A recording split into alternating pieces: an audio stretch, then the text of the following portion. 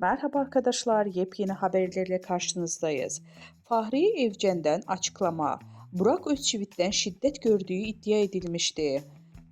Fahriye Evcen, magazin yorumcularının ortaya attığı iddialarla ilgili açıklamalarda bulundu. Evliliklerinde uzun süredir sorunlar yaşadıkları konuşulan Fahriye Evcen ve Burak Özçivit çifti hakkında bu kez de şiddet iddiaları ortaya atıldı. Sında komşularının yüksek sesleri duyduğu, tartışmanın da tatilde devam ettiği öne sürüldü. İşte Fahriye Evcen'in açıklaması. Fahriye Evcen konuyla ilgili aile hayatında aile kurumuna biraz saygınız olsun. İddia adı altında bize ailemize yapılan bu gerçek dışı haberler yaptırma çabası devam ederse bunu yapanlarla ilgili hukuki süreç başlatılacak sözlerini söyledi.